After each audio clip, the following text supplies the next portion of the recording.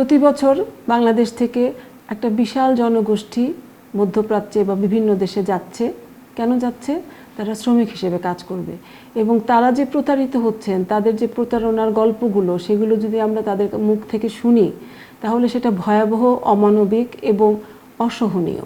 তারা বিভিন্ন লিবিয়ার মাধ্যমে অথবা অন্যান্য বিভিন্ন পথে গেমিংয়ের মাধ্যমে ইউরোপের দেশগুলিতে যেতে চাচ্ছে, যেটা তাদের প্রাণ নাশেরও কারণ হচ্ছে। অনেকে মাফিয়াদের হাতে পড়ছেন, অনেকে সেখানে দিনের পর দিন, বছরের পর বছর জেলে পড়ছেন। যারা ফিরে আসতে পেরেছেন তারা নিজেদের এখন ভাগ্যবান মনে করেছেন। তাদের অনেকের জমি জমা বাড়িঘর সব কিছু তারা খুইয়েছেন। তাহলে এমন কেন হয় না যে আমরা তাদেরকে আসলে একটা সঠিক পথ দেখাই? তারা যদি বাইরেই যেতে চান তাহলে এমন কোথাও যাক যেখানে তারা সিকিউরড, যেখানে তারা নিরাপদে থাকবেন এবং যেখানে গিয়ে তারা ভালোভাবে অর্থ উপার্জন করে নিজে চলতে পারবেন, পরবর্তী প্রজন্মের জন্য একটা সুন্দর জায়গা তৈরি করতে পারবেন এবং দেশে বাবা মাকে পাঠাতে পারবেন, দেশের উপকার হবে।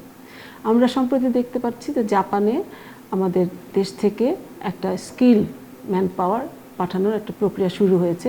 সেখানে একটা ক্যাটাগরি, অনেকগুলো ক্যাটাগরি আছে, সেখানে প্রায় 25টার মতো শুরু হয়েছে, 5টা বা 6টা নিয়ে। তার মধ্যে একটা বিশাল বড় অংশ হচ্ছে কৃষিখাত এবং বাগান, যেটাকে আমরা বলছি এগ্রিকালচার এবং গার্ডেনিং। এগ্রিকালচার এবং গার্ডেনিংয়ে একটা বিশাল চাহিদা জাপানের আছে, যেখানে তারা এখন ভিয়েতনাম, নেপাল, ইন্ডিয়া এইসব জায়গা থেকে লোক নিচ্ছে, পাশাপাশি বাংলাদেশ থেকেও তারা নিচ্ছে।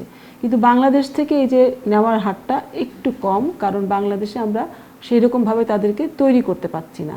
এটার জন্য বাংলাদেশের যারা আছেন, যেতে চান, তাদের শিক্ষাগত যোগ্যতা এসএসসি থেকে শুরু করে এইচএসসি বা তার একটু উপরে হলেও অসুবিধা নেই, তবে এসএসসি হলেই তার জন্য যথেষ্ট।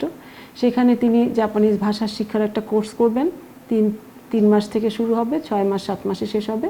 তারপরে তিনি একটা পরীক্ষায় বসবেন, একটা সার্টিফিকেট পাবেন। এই যে তার 6-7 মাসের একটা জার্নি, খুব কঠিন না, জার্নিটা সহজ। একটা নতুন ভাষাও শেখা হলো, সেই সাথে সাথে একটা সার্টিফিকেট পেলেন এবং একটা ভালো দেশে যাওয়ার জন্য প্রস্তুত হলেন।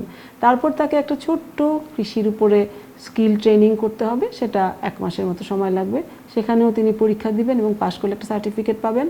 এই সর্বমোট 7 থেকে 8 মাসের একটা প্যাকেজ, যেখানে তিনি ভাষা শিখবেন এবং দক্ষতা অর্জন করবেন। তারপর তিনি জাপান যেতে পারবেন। সেটা সরকারি উদ্যোগে যেতে পারেন, বেসরকারি উদ্যোগে যেতে পারেন।